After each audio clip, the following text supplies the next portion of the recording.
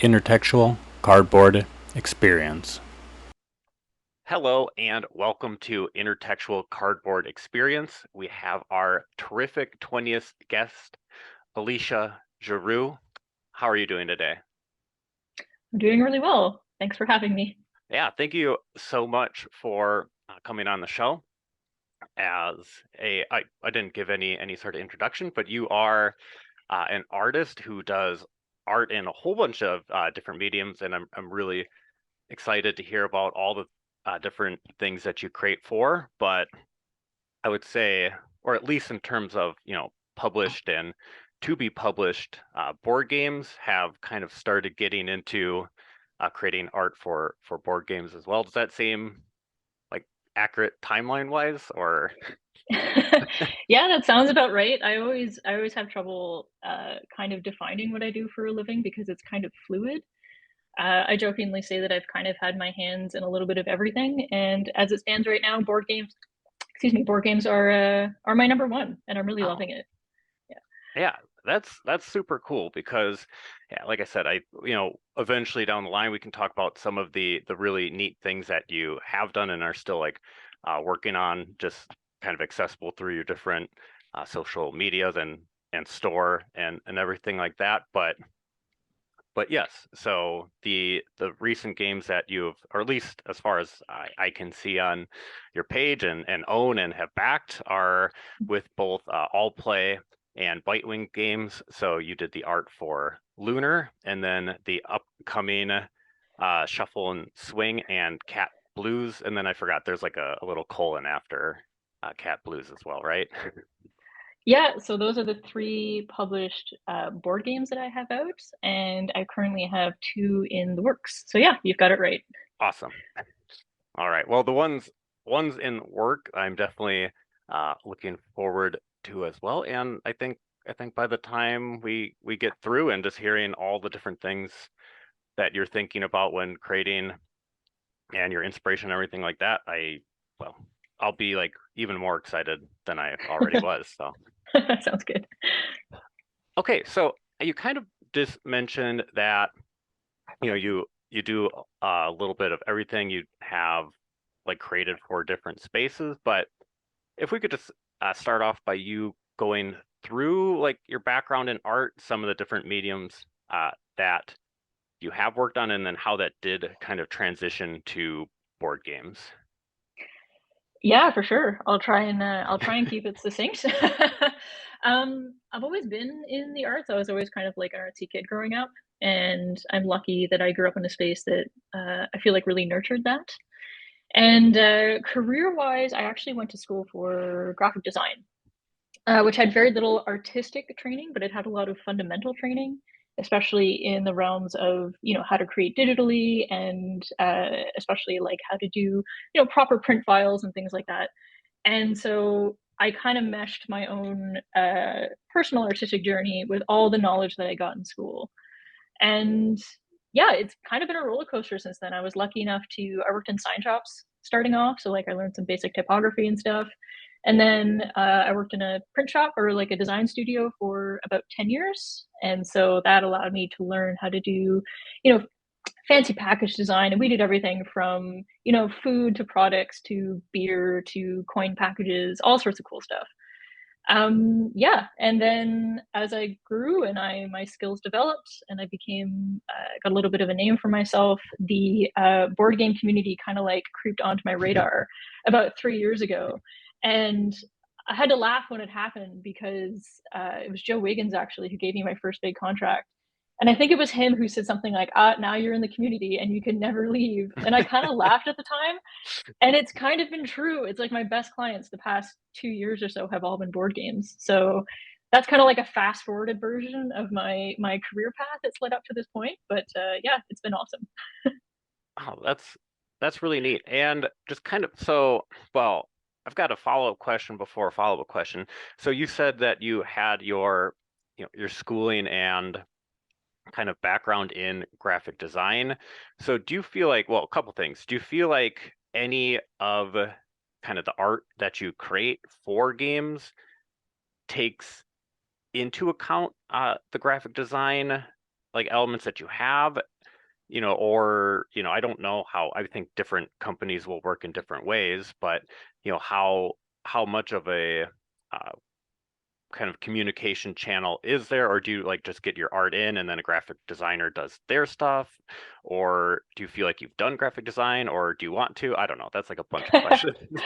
Yeah, I'll do my best to answer that. So generally, like working with Allplay and working with Bitewing, they are big enough that they have a few people on board for most projects, at least in my experience. So you've got your game designer who's on board to make sure everything's balanced and correct. You've got myself, like the artists that are tasked with coming up with the look and feel and execution of the final artwork. And then you have the graphic designers who are responsible for, adding the numbers and the text and the typography and getting everything laid out properly, in box files and stuff before it goes to print. So I think what's been really helpful in terms of my background and my education is that I have done all of these, maybe not the game design, but I've done all these different aspects. So I know how to deliver good art files.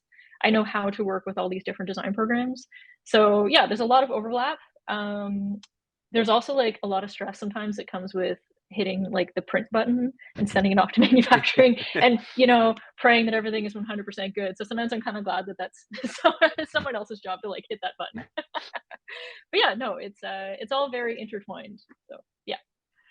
Awesome. So yeah, and then do you feel like I don't know, maybe you are already doing some of it in future product or projects, but do you feel as if getting into board games in both art and graphic design is something you want, or are you pretty like, do you feel like good with where you're at and doing art and illustrations? Ooh, that's a good question. I've always joked in the past that I went to school for design, but I'm like a imposter syndrome graphic designer, but a real illustrator. I can do it. I can do it. I definitely have like more confidence in illustration for sure.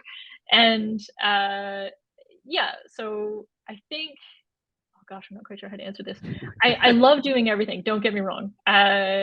It's the art. I definitely have there's more flow to it for me, and the graphic design is more of like a task, I guess. But it's still great. Like I recently wrapped up this project with New Mill Games. His name is Dan Newman, and there was definitely more of a graphic design component for that. And I'm really happy with how it turned out. Like I think it looks great. So yeah, Uh, I enjoy it all, I guess is what I'm saying. Oh, that's awesome. I'm excited for that because, Yeah. well, some of my episodes, well, actually have talked about, trick taking games a little bit here and there, and that's what, New Mill Games primarily is Mhm. focusing on, is those card games, and I have a few, so I Yeah, he's great. yes, that's awesome, and yeah, that's probably one of the communities that I communicate in the most, is some of those trick taking discords. So I see Dan there a lot. Yeah, for sure. I will say the community is definitely really connected. It's been pretty cool. Like when Dan and I were talking, he said that he had just come back from a trick taking convention, and I went, "There's a whole convention for these." I didn't know it was this whole new world for me.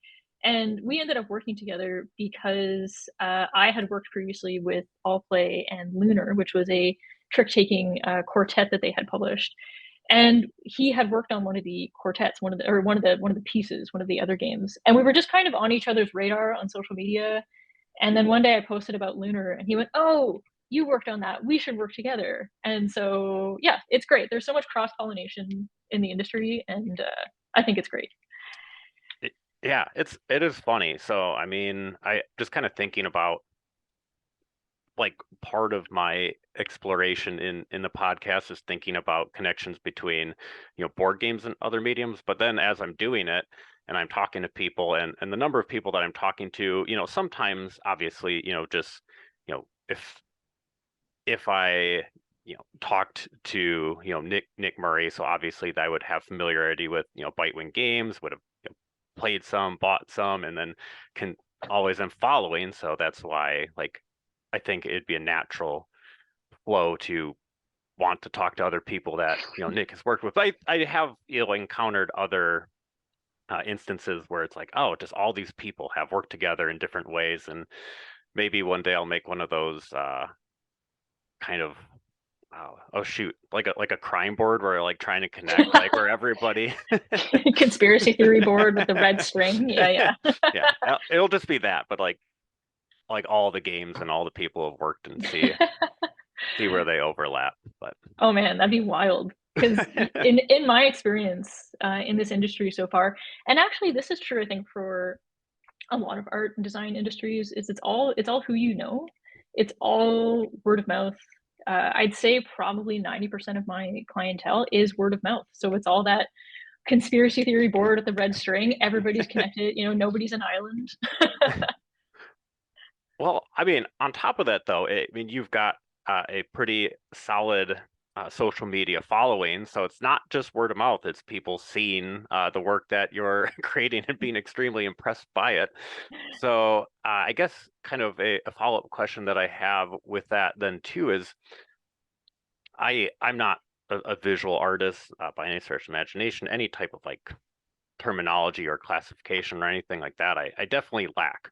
So I guess how would you describe your art style and then also inspiration too, whether it's like other like artists or just kind of like the things that you see, or both? Oh, good question. My art style, I feel like, is kind of ever evolving. It's a little all over the place. I have a portfolio that you can view, and I sometimes I stand back and look at it and go, I love everything I've done, but there's definitely there's like 3 or 4 styles floating around. So in terms of defining it, that's really tricky. But I'd say like a consistent theme is always wildlife or creatures. I've never been one for illustrating people necessarily. I've always kind of gravitated towards creatures and all the different animals and all the shapes and forms they come in, and I just find it wildly inspiring. It's always been such a drive for me, and especially when it comes to illustrating animals in like non-realistic ways. So more like interpretational or abstract ways. So Cat Blues is kind of like that. Cat Blues is a very kind of cartoony, angular graphic style versus Lunar, which is more of a semi-realistic kind of spooky style. Yeah, and I'd also say another thread or another theme throughout my work is a lot of it tends to be a little spooky. I just like that. I like that vibe. I kind of like the Halloween feel for things. Yeah. And in terms of inspiration and sorry, what was the second half of the question? Inspiration, like other artists? Yeah, so I mean, yeah, you kind of answered a part of the inspiration in, like wildlife and animals as part of Yeah. it. But is, I guess, then any other kind of, other examples of art or artists Yeah. that would be people that I guess you would think as inspirations as well?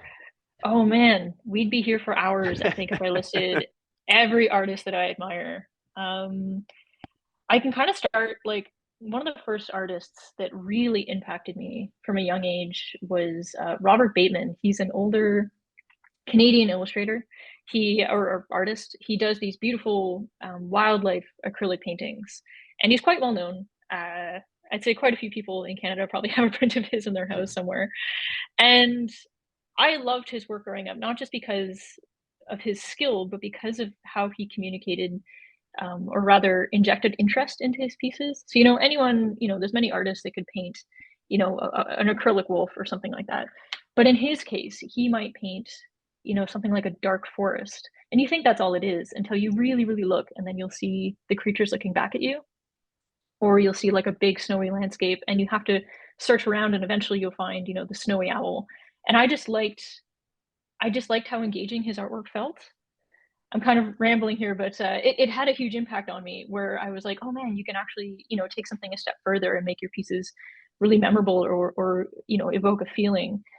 And so, yeah, he was a huge, huge inspiration for me growing up. I'm trying to think now. And in terms of like modern artists that I like, of course, I'm going to freeze now that I have to think on the spot. But there's some artists out there that I look at their work. Like there's this guy named oh gosh, I'm going to say his name wrong. I think it's Corey Brickley, and he is such a master of color and just abstract shapes and broad strokes while also keeping to an element of realism. And every time I see his work, sometimes I just save it because I'm like, I want to try something with this color palette. Like, how did you do that? How did you make red and green actually function together? I need to know. So yeah, there's just all of my social media feeds are very, very filtered and catered to just art. So it's a very positive space for me. And yeah, I just love seeing people's work and just marveling at it and constantly trying to learn off what other people do. Oh, that's really cool. And Yeah. yeah, I think well, first off, if and when, and I know that I already have, if I say, art or illustrations or whatever it is, I probably will misspeak in some capacity. But nonetheless, I did type in Robert Bateman, and a lot of these works definitely look like familiar. Like, yeah, I couldn't have ever come up with that name, but on Google right here, it says that he just had his 94th birthday a couple days ago. So. Oh gosh, yeah, he's still kicking. Yeah, no, he's wonderful, and his work is all over the place. But yeah, I encourage you to look at his more subtle pieces that have hidden things in them. Those are my favorite. Okay, yeah, I'll definitely I think now with having like a few more people on social media feeds, I'm starting to get a little bit more art, and I'm excited. I'll make sure that becomes a thing because it's mostly running related stuff. I mean, everyone's got their own catered feed, right? Yeah, so that too. I'll diversify mine a little bit, like board games, obviously, and running. It sounds good to me, to be honest. Sounds very, very very positive. Yeah. Oh yeah. Definitely not a bad way to go, but we'll infuse a little bit more art too. Oh, cool. So you mentioned already that you are kind of starting to, well, not like fully transition to, but the majority of your work lately has been for board games. So are like board games, is gaming kind of a part of your past, and like, I guess, well, if that's the case, is it an interesting like connection as like how that all came to be, and has that changed like in any way with you creating more for board games recently? Mm-hmm. Yeah, that's a good question. So board games have always been something that I really enjoyed. There was definitely a bracket of my childhood where that was one of my favorite things. Like, if I can think of some board games that really impacted me at a young age, I liked the spookier games. So there was one in the 90s called 13 Dead End Drive. I don't know if you know this one at all. No. Okay, gosh, it was my favorite thing, and it was the first board game I ever saw that wasn't just dice and pieces. It was like like a haunted house that you would build. It had all these components, and it was kind of spooky, and there was trap doors and chandeliers that could fall on characters. And I just remember playing that thinking like that was the coolest thing ever. Like, that was such an evolution of board games, in my opinion. And then games like Nightmare, where you played that game, you were like in a graveyard, and you would play a VHS while you played the game. And as you tried to escape this graveyard, and occasionally this like ghoul would appear on screen, and he would tell you what to do, or call you names, or throw you into a grave pit or something. And like little 8-year-old me was so into this. It was so spooky and strange. But yeah, it kind of showed me that board games could be more than just snakes and ladders and stuff like that. It was quite an exciting time, I felt. And then there was like a gap where I feel like I didn't touch them for ages. And then I feel like, towards college, there was like this board game revolution where board game cafes started popping up. And I think it was kind of like a side effect of everybody being online so much. Like, we were starting to enter the realm of social media at the time, and everyone is, I think, is very exciting, but we weren't seeing each other face to face as much. And board games were this sort of new like third space everybody could go to start playing again. So yeah, and I loved it. As soon as we got back into that, I was playing things like Betrayal at House on the Hill and Munchkin and stuff like that. And I think we were playing almost every weekend for quite a while. Spent a lot of money at board game cafes. Yeah, and so sorry, what was the second half of that question? Like, how did it influence what I do? Yeah, no. So yeah, those are like right on with kind of like your gaming background. So I guess kind of like the part two or the follow-up would be, you know, since starting to, you know, work more for board games, do you feel like that has like changed any of your gaming at all? Like, are you trying Mm. to like, I guess, you know, maybe search out different types, like, you know, something like Lunar, and creating for a like a trick-taking game? Like, are you like, I guess, like, where are you looking, and what are you playing these days? That's a really good question. It's funny because with Lunar, my family's huge into euchre. It's something they would always play when they got together, and I never learned how to play it. I was always I don't know, I guess just not super into it. And then Lunar was kind of like euchre, and when I learned how to play Lunar, I was like, oh my god, this is so much fun. So it changed my opinion on some games, I guess. Um, and in terms of like how it's changed my, I guess, my perspective on things, now that I see about like how much work goes into polishing these games and making sure they're functional and fun, I have so much of a more additional, I think, respect and awe for people who make really good games. Because I myself have sat down and been like, I'm going to invent a game, and I try and come up with something, and it's so hard to make something that isn't easily broken. So yeah, the more I work with these guys, the more I just have such more respect for everything that goes into it. Awesome. Very neat. Awesome. So I think that's like a good kind of transition spot. And, you know, going from, well, okay, here's the deal. I'm sure on the podcast in some capacity, I have gone over the fact that my purchasing habits, or they are what they are. Sometimes I just buy games, and like seeing that the jazz project that Bitewing came out with, so that had Shuffle and Swing and Cat Blues. Those are the two that you worked on, and then there was another one as well. I can't remember the Uh, title.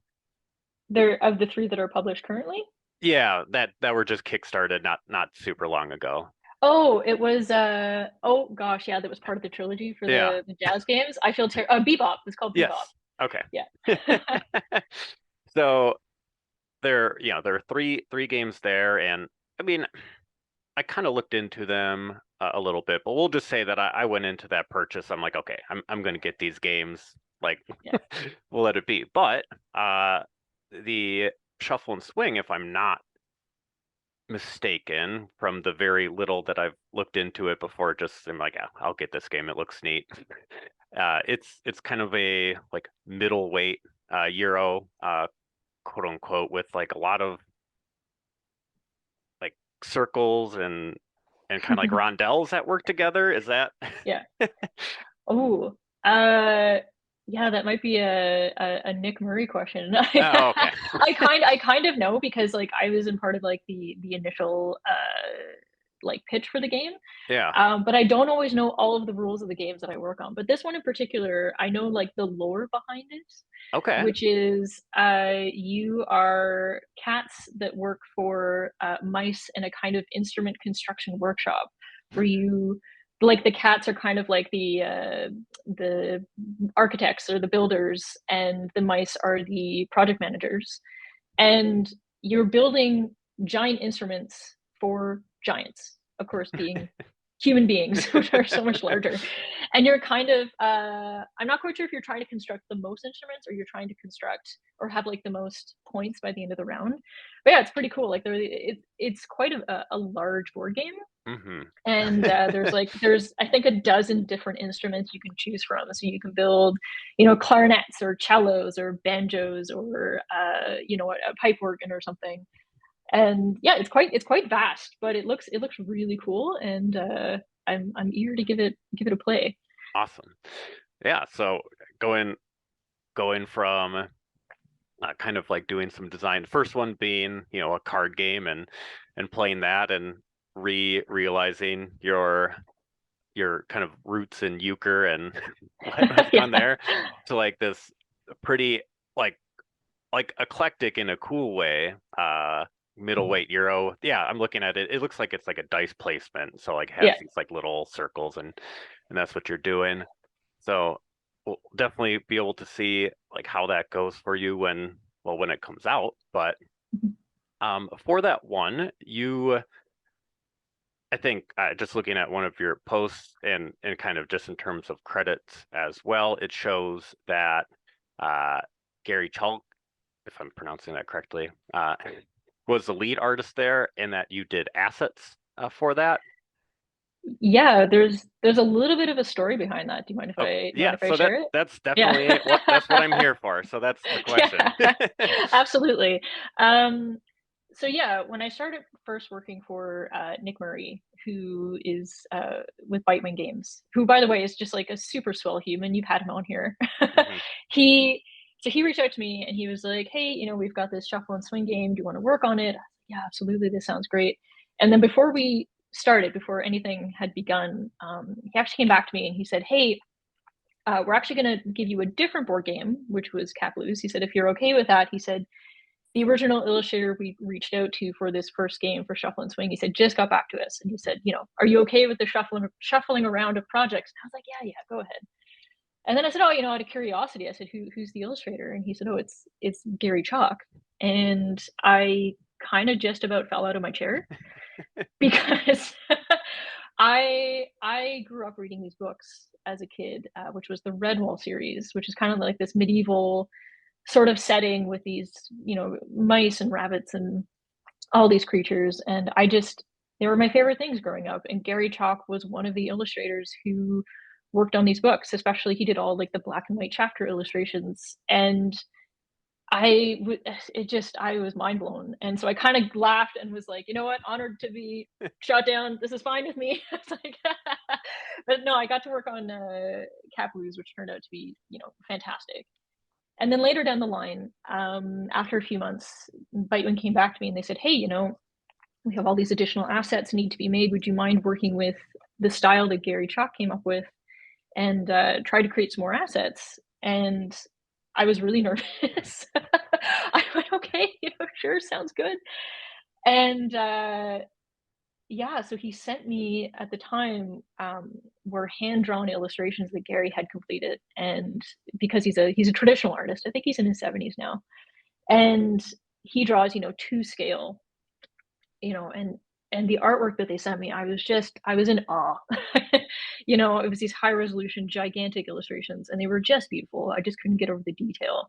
And then I was also really honored that they sort of entrusted me with sort of taking that style and carrying it forward. And so my job is to create these instrument assets. So I was very flattered. I was also it was such a weird feeling to kind of be considered in the same, I guess, skill space as this illustrator who had such an impact on my childhood. And then when the project was, wrapped up, I actually emailed Gary because we didn't speak while we were collaborating. He was making his work, I was making mine, and I sent him a message afterwards, and I just, very politely said I was the other illustrator on the project, and I just had to say, it was just an honor to work alongside a legendary artist like yourself. And he wrote back, and he was just so kind and so lovely. And then he said lovely things to say, and then he signed off with, "By the way, you're not legendary until you're dead." And he was just such a sweetheart about it. So that was just a really lovely, I think, kind of ego boosting experience for me. So yeah. That is so cool. And I mean, like you said, just kind of the the way in which it, came full circle, went back to like childhood, went back to like, your love of his work like previously, and just kind of looking, I mean, he's done a good chunk of art for board games, but not necessarily a ton recently, like if I'm just kind of here and on Board Game Geek, it could be wrong, but past like 20 years, like a handful of projects. So the fact that kind of like worked out this way is really neat. Yeah, I had to kind of pinch myself, and I still have all my old Redwall books from when I was a kid, and I found my extremely dog-eared copy of Redwall that I lent out to so many friends as a kid that like the covers held together with tape and glue. And sure enough, on the first page, Brian Jakes being the author, and then illustrated by Gary Chalk under it. And it was surreal to kind of hold this piece, this book I've had since I was, I don't know how old, and then kind of want to tell my 8-year-old self that if you just keep drawing, one day you'll get to work alongside this guy. Yeah, it was just it was very surreal and extremely special. That's really neat, and that's just like such a cool story, and kind of ties into what, like, kind of like how you worked on that project with the assets, and when I initially reached out, because I saw that you like written in a couple of like your posts about working for the 2 games, that there was that Redwall connection, and that you still had the book and all that. So when I just kind of like reach out to you about some of the things to talk about, I just put Redwall. I did see that. Yeah, that was one of your points in the email. It was just a single word. But that's super awesome. And I actually, maybe a few years ago, bought at least a couple of the Redwall books for my wife, because she like read a whole bunch of them when she grew up, but I haven't actually read any myself. So they're here because I bought them. Yeah. I'm definitely going to have to. Well, they're on my read list, but there's a million things that are on my read list, so I'll bump it up. Yeah, you should. Yeah, they're really lovely. I not quite sure what the experience is like reading it as an adult. I still think they're great. I've gone back and I've read a handful over the past couple of years, but yeah, it's just one of those things that's just near and dear to my heart. I'll actually add one more little thing to that. Speaking of games, the very first game I ever worked on wasn't a board game. It was a tabletop role-playing game, TTRPG, and it was for a guy named James Hanley, and it was a role-playing game based on Redwall. So that was my first kind of toe into the industry, I guess. It was called Primrose is the game, and I'm not sure if many people know about it. So yeah, if you love Redwall and you love sort of the D&D-esque experience, he did a really lovely job with it. And yeah, he was my first commission, like illustration job when it came to games. So yeah, there's another Redwall connection. Oh, that's neat. And yeah, now that you say that, I just clicked on the like drive-through RPG link for it as well, and I remember seeing that, and like that's what Redwall popped up like again. So I saw it in a few spots. I wrote it down as one word. Awesome. If I'm not mistaken, I don't know if it's been compared, or if Cole Worley, the designer of it, came out like flat out said in a designer diary or something, or an interview, about his inspiration, or part of inspiration, for the board game Root. But I want to say that I've heard or read it, but I hear and read a lot of board game related things. But I think that ultra popular game has some inspiration in the Redwall world as well. Yeah, I think that's great. There's a handful of things I've seen out there that I would say are Redwall inspired. I'd like to think Redwall was the first one. I'm not 100% sure, but I know a lot of people were super into it. There's actually a local publishing company here in my city, and they do Humblewood. So Humblewood also kind of reminded me of that. It's a little more magic-y than like Redwall was pretty grounded. I say grounded in reality, but they're talking animals. But this one's, like you got, wizards and clerics and druids and stuff like that. But same idea, you can play as crows or badgers or hedgehogs. And yeah, I think it's kind of like a timeless theme. And I love seeing it all. Oh, that's really cool. And just being able to like have that come out, and like have the kind of like the story, or the theme for Shuffle and Swing maybe doesn't inherently seem Redwallish, but having these animal characters making the The Maybe it's the like a modernized version of Redwall where they all have to get jobs. they're sent in from like Epic Quest and whatever is going Yeah. on to like making instruments for people. But nonetheless, you do have the animals and the art, and I'm super excited for both of those games to come out. So Yeah, me too. Me too. I'm excited to hold the physical versions when they're ready. yeah, well, yeah, I'll definitely like have to reach out after I play it, and then see how all that went for you too. For sure. Neat. Okay, so that experience was just kind of a very uh, coincidental and like serendipitous collaboration, and being able to do some like art assets with like based on Gary's work as well.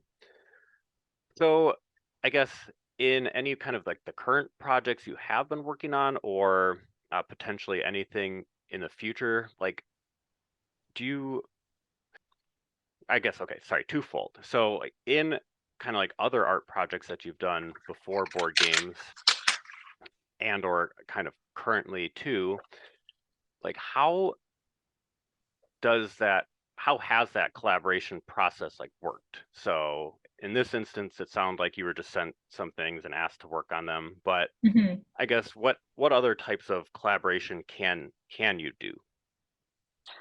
Ooh. Are you thinking more like what kind of collaborations I've done in the past with certain clients? Yeah, I think that's the question. Yeah, okay, cool.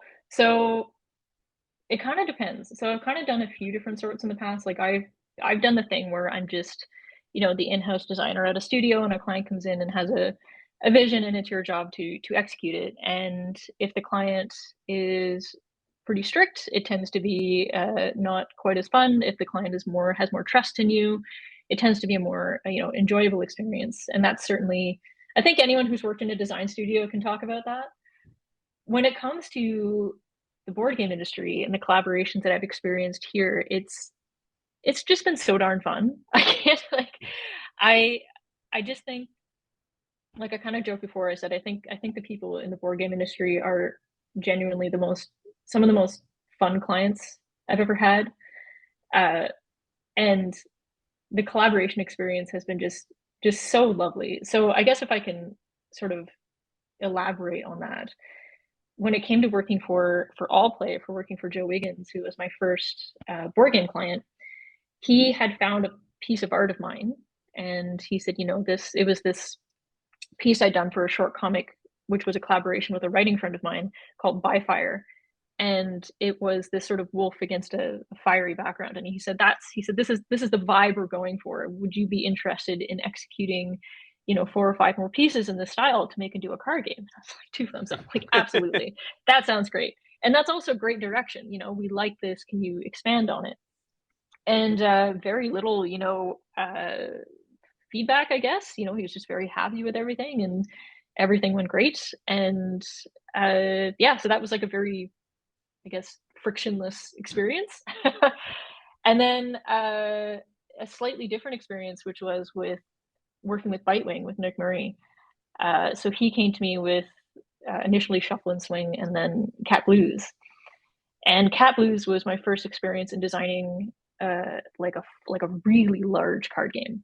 So it wasn't just 5 cards; it was 110 plus something like that cards.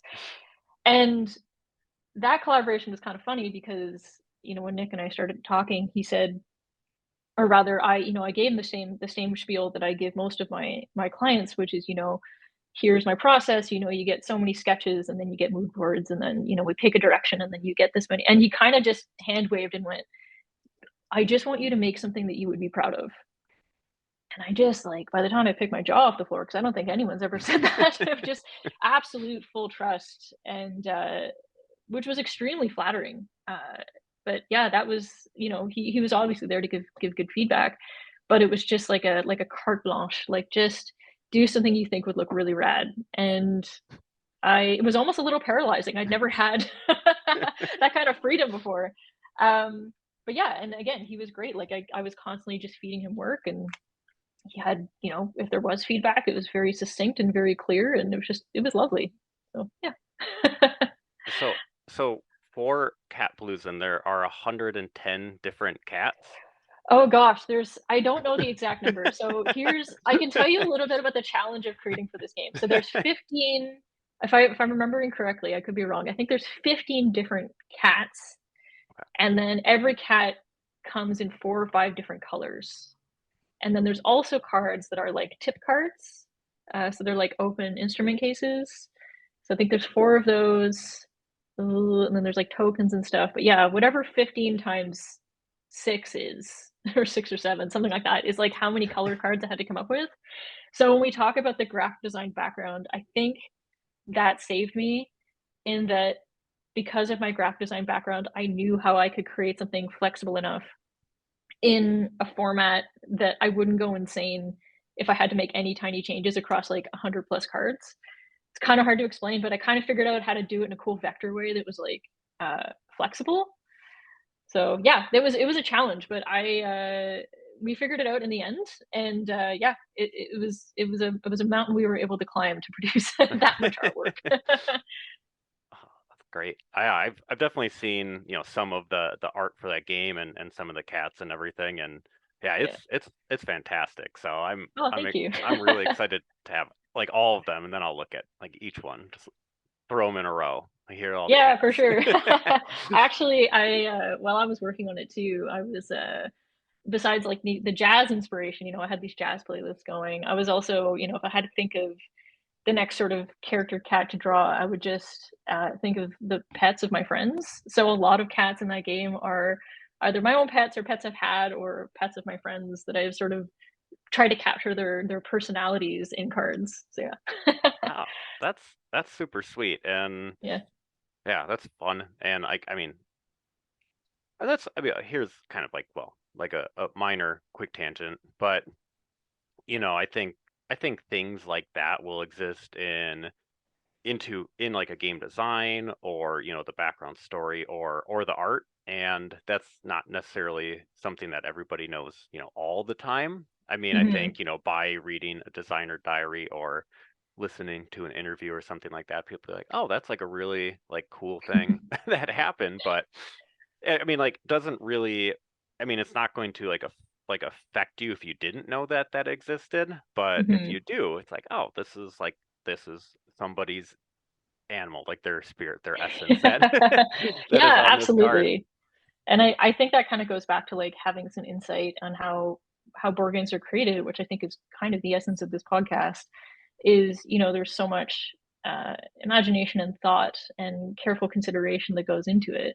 Um, but yeah, like I'll add one more thing really quick. If you ever do play Cat Blues, there's one card on there that is like this really fluffy striped cat, and he's playing a saxophone, and he's a little more rotund than the other cats. He's quite fluffy, and so that cat was actually my cat, Monty. And Monty he lived to 18, and he was just the best. And everyone can talk to World's End about how much they love their cats. And the day Cat Blues launched on Kickstarter was actually the day I lost him. And so, but you know what? I got 18 amazing years with him, and then I kind of reframed it as like, well, he's gonna live on as this mischievous card that so many an untold amount of people are gonna play, and that gave me such a good feeling, I guess. So yeah, if you play it, keep an eye out for his card. 100%. That is very sweet, and everything, all the Yeah, emotions, right? yeah, for sure. Oh, wow. Okay.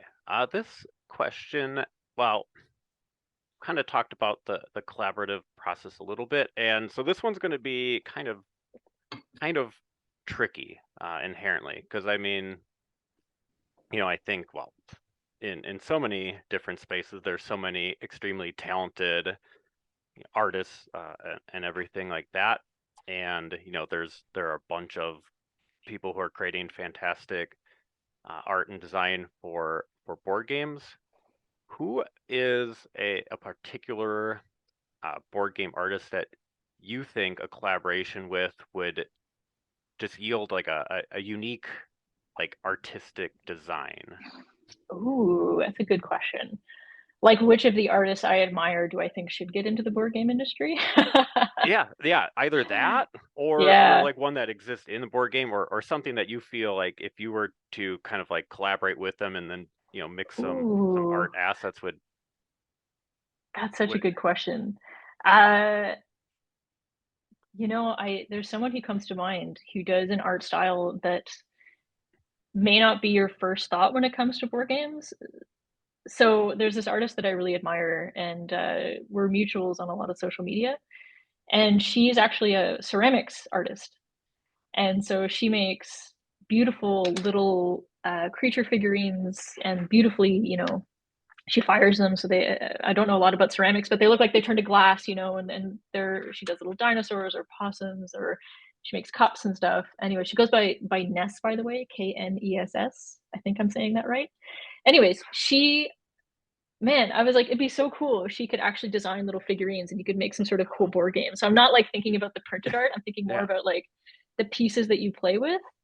Uh, yeah, she would make some really beautiful, really cute, I think, kind of wholesome artwork that would be really, really cool. Maybe a different answer than you were expecting, but I think that would be, or alternatively, maybe a board game about ceramics and pottery.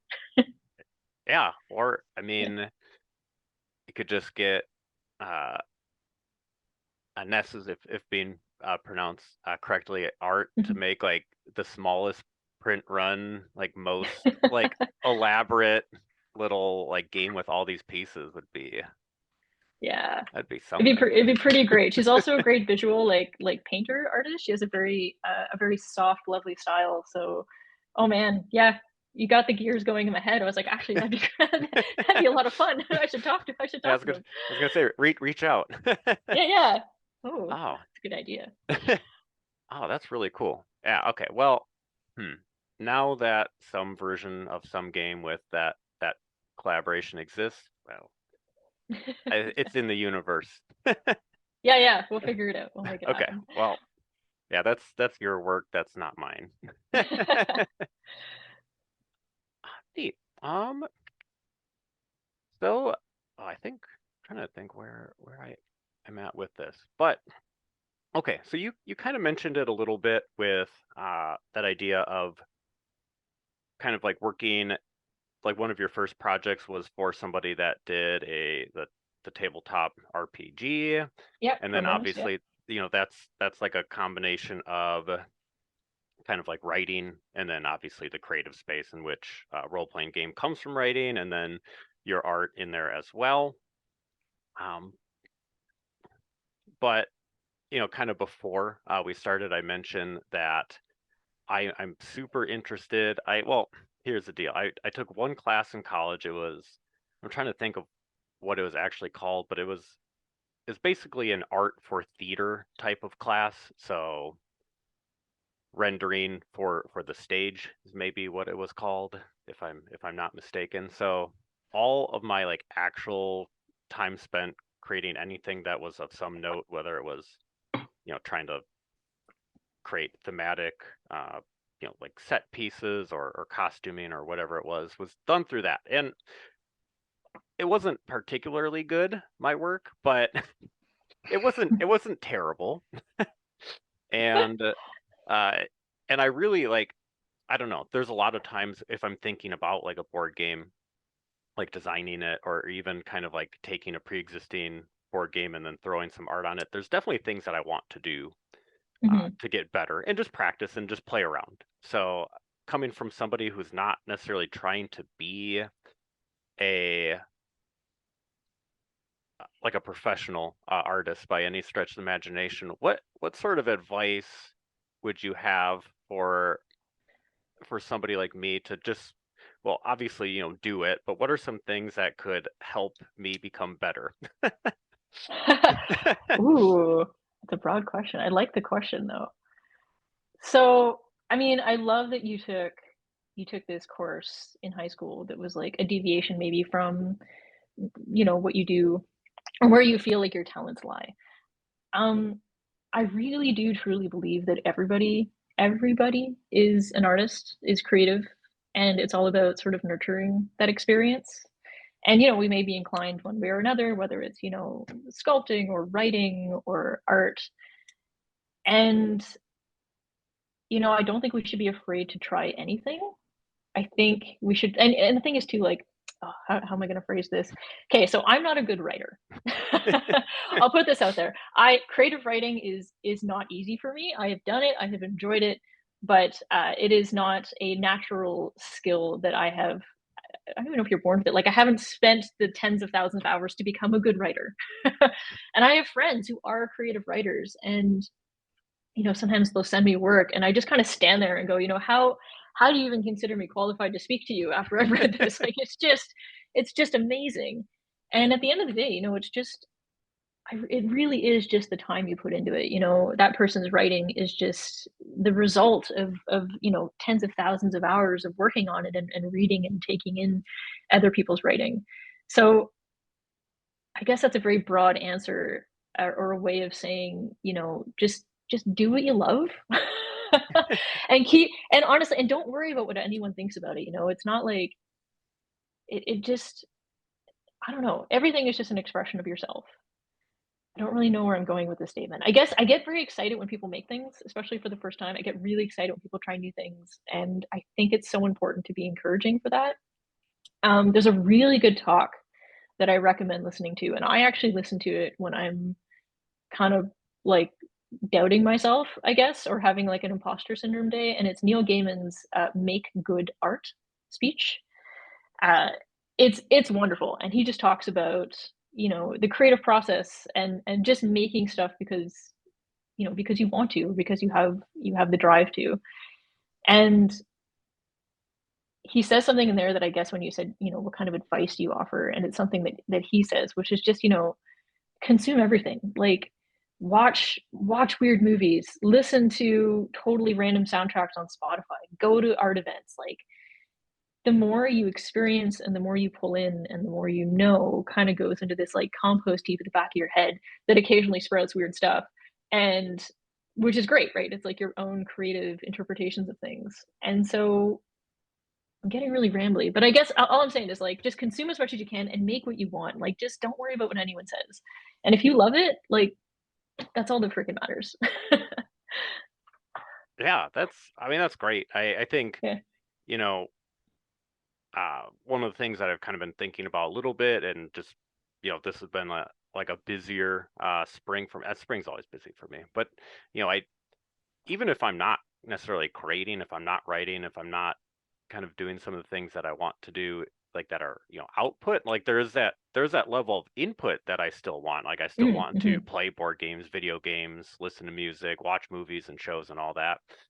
And like, when I when I don't get to do that stuff, I'm just like, oh, like, I'm so bummed, because I Yeah. think there is that part of everybody who wants to like consume and digest and think about like Yeah. those different things in different ways. And Yeah, totally. And I think there's something too where, especially, as creatives, sometimes when we can't create, or there's a time where you're like, I've forgotten how to do everything. It's all over.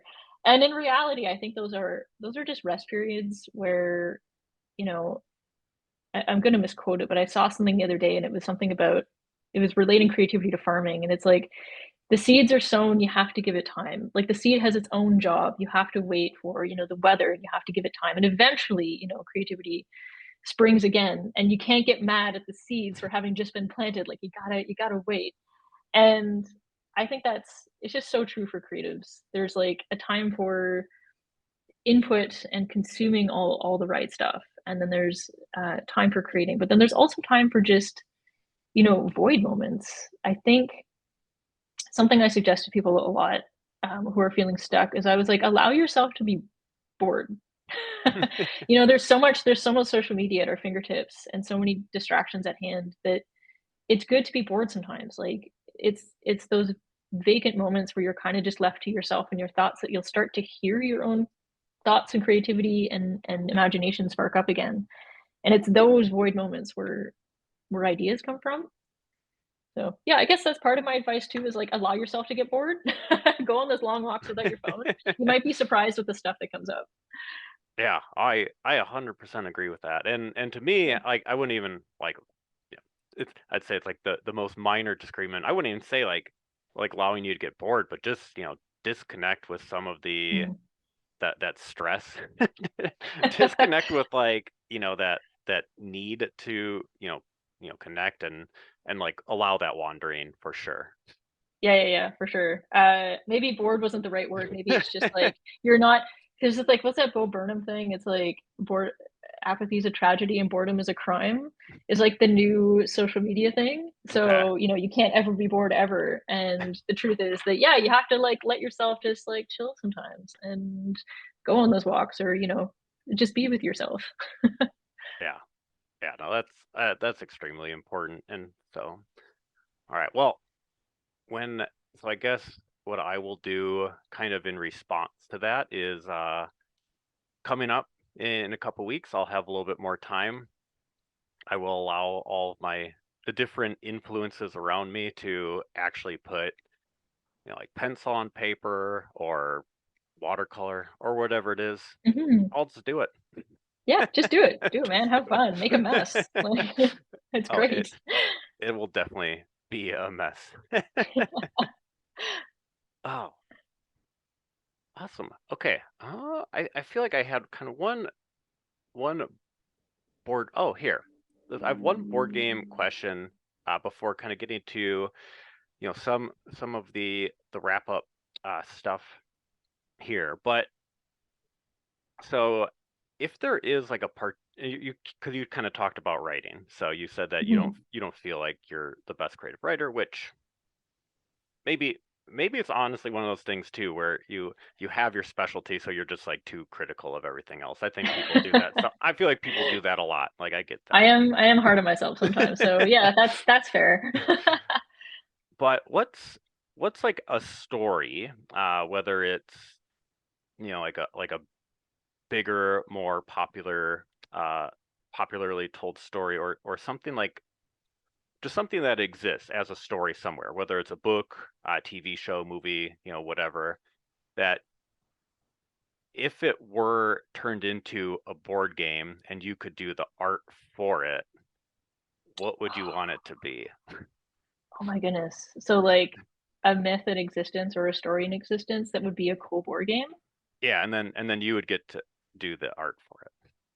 Oh gosh, that's such a good question. Hmm. I feel like a couple of things like pop to mind where I can think of like old mythology and stuff. But I recently I recently rewatched the animated movie uh Titan AE. Hmm, Do you remember this film? I don't think It was so. like I think Matt Damon was the voice actor for the main guy, and it was this story about like it's a science fiction story because I haven't done much science fiction work, and I was like, oh, it'd be fun to do like a science fiction project, and it's the story of Earth getting kind of blown up by this alien species, and humanity, of course, escapes but barely, and we're sort of free float in the universe with all these other aliens because it's the future, and we've made communication, and humans are this kind of fringe species that has no planet and has no home. And the story is about the main character who has this secret key to something that could be a new home for human beings. So I would love to work on like I don't know, a science fiction like space exploration, I don't know, like science fictiony kind of maybe Firefly-esque story. It's something science, yeah, something spacey would be really fun. Oh, It's a super vague answer, but yeah, planets and spaceships. I think that'd be so much fun. oh, nice. And honestly, well, they might be kind of redoing it, but I think, there was like a Firefly game, and it looks like one of those games that used just like pictures of the people acting from the Mm-hmm. from the series in it. Screenshots, yeah. So just like that. So maybe I don't know. I want to say that I thought it was getting remade, but maybe if like that story was kind of turned more like cartoon and could have like not pictures of people's faces, like that Yeah, that like could more be the like the game. comic. Yeah, like the comic book version maybe. That'd be pretty fun. I Oh, did I guess the reason it came to mind at first is because I did have this like science fiction solar system board game that I came up with, maybe 10 years ago, and it was my fault for never, never developing and never really running with it or seeking anyone out to make it. And a very similar board game came out just recently. And it was basically just because like the idea was somebody else is going to have the idea at some point, and they did a beautiful job and a beautiful execution of it. But part of me is like, oh dang, like maybe what if I had run with this? So I think that's part of the reason that Titan AE came to mind, is because I was like, oh man, it'd be fun to make a space game, yeah. space pirates, something like that. Yeah. Neat. Well, I mean, next time, well, whether it's this game or like a version of it or whatever, then you can have like a full from like ground up where you'd have the game design and you have the art and like you're just like everything. Yeah, I do. It's funny because when you first asked the question, I had a different answer, but I didn't say it because I am kind of working on something, Oh, and I'm hoping to have it fleshed out properly in order to like I'm going to play test it in the next few weeks, and it is based on some mythology that I really like, but I'm trying to kind of keep it under wraps because nothing's copy like nothing, I can't put it out into the universe yet. But yeah, I'm kind of hoping that that I can sort of execute this idea in the near future. So, but I'm gonna keep it secret. So all right. Well, yeah. that's awesome. I mean, like we're gonna kind of start transitioning to the end, but like the final thing that I always ask is things to look out from whoever's on, and even though that one's not allowed to be existing in the universe until like a couple weeks in the future, that's like something that I'll still be looking forward to too. So Thank you, thank you. When I can say it publicly, yeah. yes, awesome. Okay, so kind of like an idea, and I think part of this too is just to like send people this way as well to kind of like check it out. So in the show notes I'll mention it, but you know when reaching out to you beforehand, I did watch a like a panel, like a talk that you led Mm, called the creative fingerprint, and that was, I could have probably written the date down here, but it was like about a year ago, yep. and it was in response to kind of like AI entering the art space, and different creatives responses to that, and it was just like a really neat presentation. So I'll link it, and everybody should go like take a look at it. And it was really cool too, because well the slides and the presentation that you had going with it were all created by you. So it was just Yeah. I really liked it. So I think it was uh, really interesting, and kind of seeing how some of those things uh, have like age or change, and I think different Hmm. people in different spaces are responding to AI in art in different ways, and on the whole, like I would say most people are pretty anti. I don't even know. I feel like you actually term the coin a lot better. It's not necessarily even like generative AI, because it's just Hmm. borrowing from other people's stuff and like Yeah. like doing whatever. But I guess kind of like the first question that I have from that is, what are some of the things that you feel like have changed? Like I don't know any of these tools. Do you feel like there are different programs or people that are trying to like get away with this while Hmm. not making it known, or are, I don't know. I guess what's like your current like barometer on the follow up to some of those Oh thoughts? man, do we have another hour? Oh. I'm actually really careful about how I consume like the generative AI news. So yeah, like if anyone's interested, you can go and watch my talk. I kind of cover, how this stuff functions, why it's deeply wrong in a lot of cases. And I remember when I gave that presentation, um, it I knew it would kind of be a like a snapshot at the time because I knew how fast things were moving. And certainly like going back and watching it even a year and a bit later, the technology has advanced, and so have the like the counter movements against it. So I'd say a lot of my feed is very, like, I don't know if bias is the right word, but of course it's all art, right? And I'd say everyone in my circle is pretty against this stuff. Not only because, it threatens what we love and what we do, but also because it would not function if it did not consume all of our efforts to then sell it and make, a handful of people billions of dollars. So it's hurtful and it's scary. Um, but in terms of where it's at now, the tech only gets more convincing as it goes along. But there's been a lot of distaste for it. So, there's been some companies that have utilized it, and there's been backlash, especially places like, like some movie companies have done this. And the response when people realize that they've used a technology that steals from artists, the feedback is quite harsh. Adobe's another one. They keep calling their generative AI magic. They just said it's magic. It's magic. It comes out of the ether and nobody gets hurt.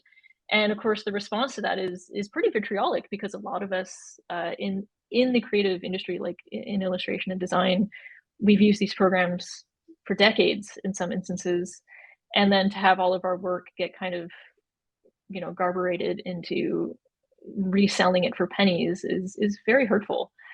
So the laws are catching up. If anyone wants to read up more, createdon'tscrape.com, I believe, is the URL, or just create don't scrape. Keeps track of all the lawsuits that are ongoing. So we're kind of waiting for the law to catch up. It is slow, unfortunately, but it's that way for everything. So yeah, I can keep tabs on that. You can sign petitions. But what's kind of cool is, like, one of the counterattacks against it is the Chicago University, trying to remember his name, Ben Zhao, if I'm saying his last name right, Zhao. He's part of the computer science department, and so he's developed with his team 2 programs that are still like kind of beta, but they work really well. And one is called Glaze, and it's something you can like put your artwork through, and it's a style protection. So if somebody's like punching into generative AI, I want it to look like such and such an artist because it's absorbed all of this artist's work, and it can spit out something that is, in their style. Glaze is a program you can run it through, and it kind of protects it. It kind of confuses the scraping. So that's kind of cool. And then the second one they did is called Nightshade, which is super cool. And Nightshade is not just something to protect your style, but it's meant to confuse artificial intelligence. So the way that works is, if I illustrate something, if I illustrate a dog and I run it through Nightshade, and it will kind of like inject a sort of data poison. And so if anything tries to scrape that image and learn how to create a dog from my artwork, it's going to see a hat or something. And it's kind of secret how it works, like what exactly it sees. And so next time it tries to generate the image of a dog, it's going to look a little bit like a hat. And the more poison that artists, and I say poison, I mean, at the end of the day, we're telling people not to take our stuff. We've put hot sauce on the food in the fridge with a note that says "Don't eat my lunch," and somebody comes to eat it. Well, so that's kind of the idea. And it's less to screw up their machine, and it's more about making them think twice about taking our stuff. So that's been the major evolution since I gave that talk a year ago, and I would like to think it's having an effect. I'm hoping that, like, over time more people adopt it, but it's interesting. It's a really cool countermeasure against this stuff. That is all really interesting. And I probably say this for different things in different capacities, but a lot of the ways in which I am introduced to these issues, or I'm even thinking about them, is kind of like through board games. That's like one of the main ways that I consume like my physical art. And obviously there's so many different spaces where this matters, that aren't board games. I mean, but that it's like a part of the the bigger whole, obviously. And I think a lot of people, critics, voices in the board game space are pretty anti AI. Like, I won't review your game if it has generative AI in it. And then like bigger companies will like come out and like find out, it's like, oh, they used this for their art, or they did this. And it's like, I think because at the end of the day, like, I don't want to I'm not interested in reading something that nobody bothered to write. Like if it's just generated text, it doesn't interest me. And when it comes to the board game industry, it's such a beautiful, creative, collaborative space. And not only that, like working with genuine people is, it's amazing. You meet so many cool different folks. And I think to see a product that, shortcut it by using something that unfortunately steals from hardworking people, it's just kind of it doesn't give you a very good feeling. But I kind of like now that there's this movement where they'll advertise that everything is made by genuine people, and I think that's really important. Like one of the ones I kickstarted recently or helped kickstart was Chapters, which is this massive board game, Vampire the Masquerade board game. It's huge, and there's so much gorgeous art in it, and so many amazing artists who contributed. And on the Kickstarter page is a big thing that says, we only use real human beings. And I think that moving forward will be, it'll be such a nice marker for quality and care. You just didn't punch it through, so quote unquote the easy way. Like you genuinely cared about people, and you wanted to make sure that everything was real and everybody was compensated properly. And yeah, I think that's really going to matter moving forward. So yeah. Yeah, crazy. I mean, crazy to think that it's not something that people probably were thinking about in a ton of different spaces, just a few years ago, and then all of a sudden it's like, oop, well, but yeah, it's kind of spooky. And yeah, again, I could do a whole other podcast on the ethics and the gaslighting going on. But gosh, it's quite the thing. But at the end of the day, I would just tell the average person, just keep an eye out for it. And if you genuinely, really, truly love, artists and authors and musicians, so support them. Mm-hmm. Yeah, and I think like there's definitely like a movement, at least in board games, to have like more proper like attribution, like the design credits and everything like that has been growing. And I feel like sometimes I bring up games and I don't mention the designer, and I know it should, and I just like take for granted that people know what that game is and who the designers is. But I mean, it's still something that I take extremely seriously, thinking about all the different people who are involved in like all the different projects. Yeah, totally. I mean, it's hard. Yeah. I was gonna say it's hard to remember everyone. I actually have a cheat sheet beside me because I was like, if these subjects come up on the spot, I'm gonna freeze and not remember this person's name. So I wrote down everyone I needed to credit. Yes.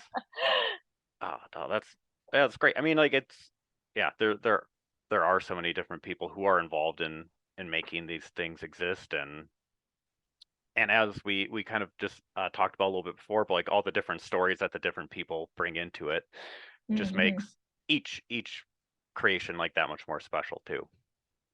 Yeah, exactly.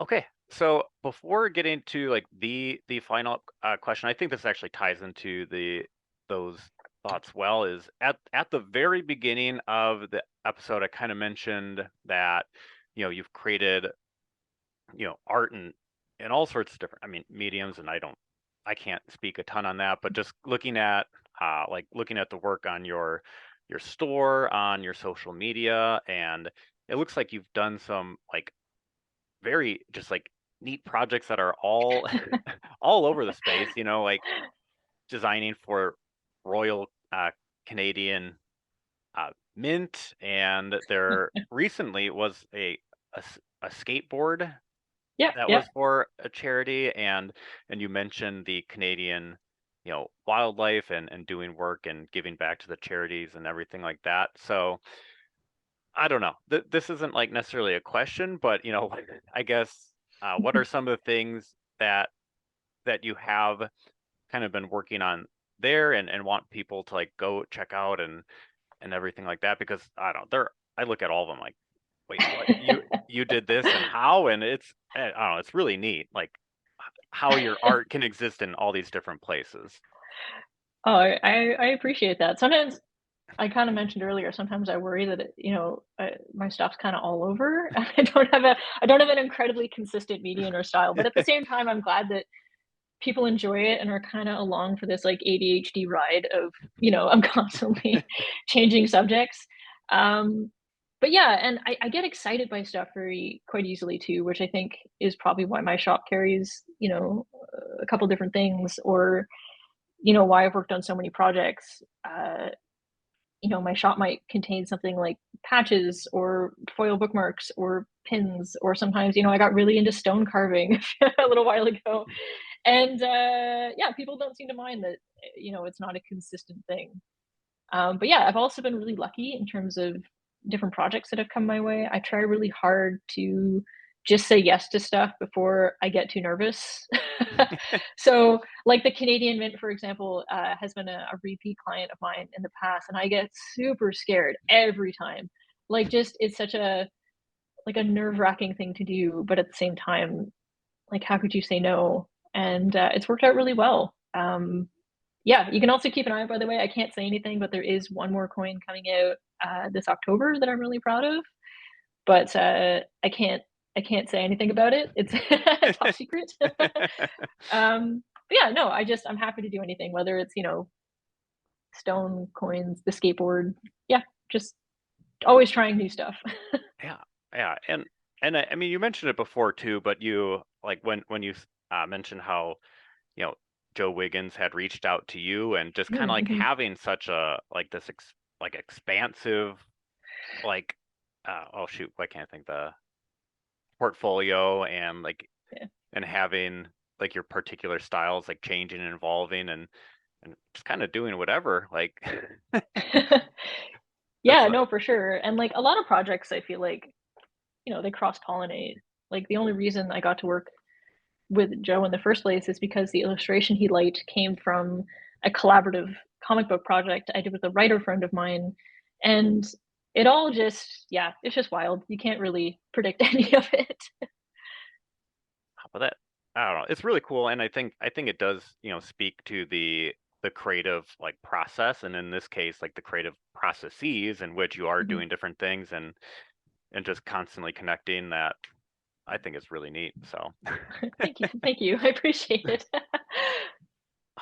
awesome. Well, I'll like I said, I'll definitely just I'll link the aforementioned creative fingerprint. I'll link your portfolio and your store so people can and social stuff as well, so people can kind of see that. But before we head out, my kind of like penultimate thought is just like a text that has been stuck on your mind, and that's anything, show, movie, song, book, game. Yeah, that's such a good question. My friend always asks me, "What's your current hyperfixation?" Which is such a great question. What are you into at the moment?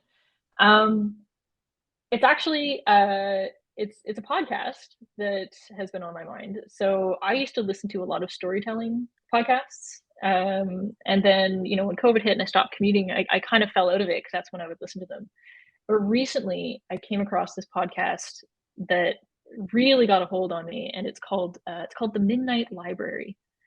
And and I think I found it originally because I was doing research on like graveyard grims, like guardian spirits, and I found this podcast, and it's not just like, I love how creative it is because it's not just a story. Every episode is something different, whether it's fog people or witches or werewolves, or there's a theme for every episode. It could have just been an episode that regaled to you, the history of this particular myth, and werewolves over the centuries and how that story has changed. Instead, what they did was they framed it as somebody telling you a fireside story. So Miranda Merrick is the main narrator, and it's framed with, there's some folly sound effects in the background, but it's kind of like if I guess if Morticia Adams was telling you a bedtime story. Like she's a little strange, and there's all these little like things that she'll say that kind of build this background lore about where you actually are as you're listening to this story, and who she is, and what are the strange things happening around you. And it's kind of storytelling and also uh like radio play. So that's been my current obsession, is because the more you listen, the more you get into it, and the more you start to kind of believe the world that you are within as you're being told these creepy fireside tales. So yeah, that's the one that has been on my mind a lot, as I've just been like completely devouring this podcast. Wow, that sounds great. And I listen to podcasts, but I know that I need to get out of listening to just board game podcasts because it's like that's it. So this will get added to the library as Yeah, well. sounds good. Sounds good. Yeah. I used to be pretty insufferable with my podcast recommendations to the point where I made like a Google Doc where everything was in its own category, science category, scary category. And so, but yeah, that one's at my top at the moment. Okay, awesome. Well, I mean, it sounds really neat, so I'll definitely it'll definitely get added, and I can take a For breather sure. from the board games. They'll exist when I come back. So Yeah, absolutely. Yeah. okay, so we have talked about a lot all over the place, and in those different conversations have mentioned some of the things that are coming from you. So you mentioned that work with new mill games. Hmm. There's something that you're working on that eventually will be able to be Yeah. talked about once it starts getting play tested. The coin that can't be spoken on more until like fall. The Any forbidden coin, the yeah. forbidden coin. Anything else that like can be noted for people to look out for from you?